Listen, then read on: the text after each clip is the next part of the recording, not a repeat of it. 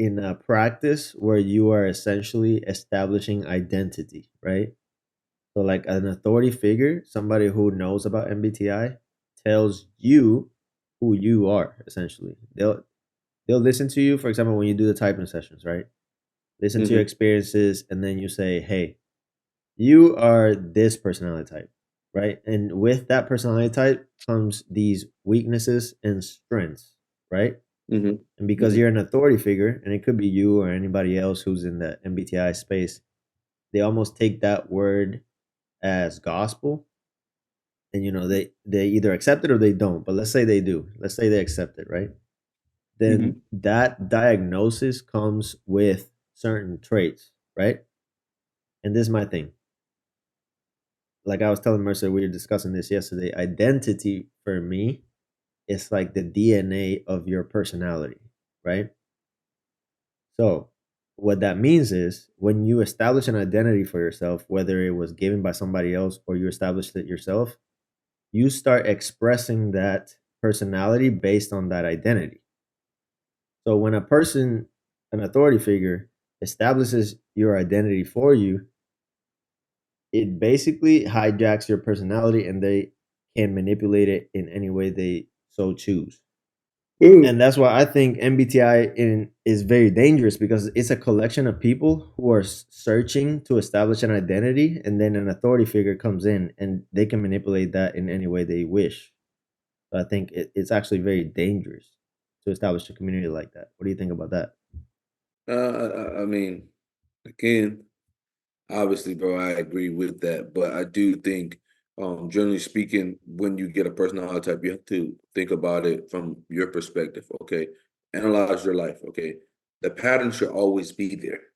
Okay, like if I analyze my life, it's like introverted intuition has always been there in my life. Like it's always been there. It's always been a part of me. You know, for somebody to say, "Oh, you don't have high intuition," introverted intuition, that's stupid to me. It doesn't make any sense. It doesn't make any sense. So a lot of times you have to kind of understand enough so that you don't fall prey to that. And I do think a lot of people are susceptible because no one wants to read, no one wants to do the work. So unfortunately, they are prey to that. But like I said, like you have to go in and analyze. Okay, this person is saying I'm a TI user. Have I always used TI?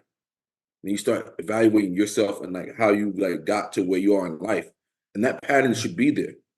If it's not there, then the person's wrong. uh, but I do think that's very dangerous because a lot of people they haven't read enough, so they can't even challenge the authority. And I think any point in time when you can't challenge the authority, you're in a bad predicament. Like if you go to a doctor's office and let's say a doctor says you have certain disease, you should go fucking have that retested or go to a different doctor. Like you shouldn't just go to just one person. Um, but Yeah. at the end of the day, it's like if people putting out good quality and you see it over time, like what we do on our channel, well, we continue to, we actually care about getting the shit right for people. We take time, we do extra sessions and stuff like that. We have no monetary gain from it. Some people get monetary gain. Some people like the thrill of like being able to just assign anybody to anything. So I mean, I see that and accept that. Just like anything in life, though, man, you got to go to the right people. If you fuck up and go to the wrong people, you're fucked. Yeah. I think when it comes to you and your channel, obviously you do a good job of presenting capability of improvement. So like you say, hey, don't just use this to remain the same, right? And like Hmm. you don't make claims as extreme as, okay, these people always do this and these people always do this Hmm. and you'll always be like that. But we know that people in the MBTI space, that's how they treat it. It's almost like, oh, if you met this person who's a ISTP, for example, they behave like this, and they will kind of like Hmm. always, you can almost like predict their actions. Like that's how they treat it. And in my opinion, that's so dangerous because, like, I mean, I used to do typing sessions with you, and we used to talk to people, and they'd be like, "Oh, I had my kid typed, and they started behaving a certain way because I told them."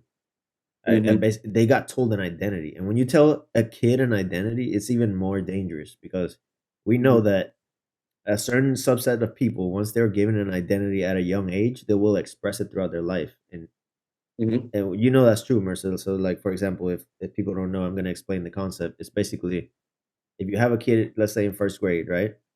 You have two kids, and then one kid you tell them that they're stupid in first grade, and then you tell the other kid they're smart, regardless of IQ or whatever. That sets them up for either success or failure early on in life because they trust an authority figure to be given an identity. They're not old enough to establish one for themselves. And that's what ends up happening to a lot of people in the MBTI space, and sometimes even like minors who go into the MBTI space. And I think that's like wildly irresponsible.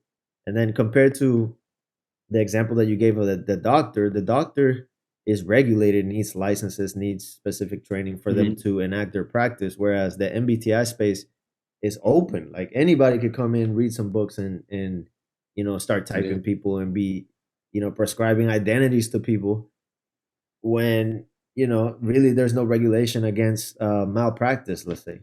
So that's Yeah. dangerous in itself. That's another reason why like MBTI is so dangerous. And if you've it, a good way to kind of like explain it, if you've ever seen the movie Inception, that's kind of how identity works. It's like in the movie Inception, they go into somebody's brain and they give them an idea and then they express it in real life, right? And that's how Mhm. identity works in real life also is like you're given an idea about yourself either from an external source or internal, and then that starts to express itself physically in the real world. Like you start expressing that.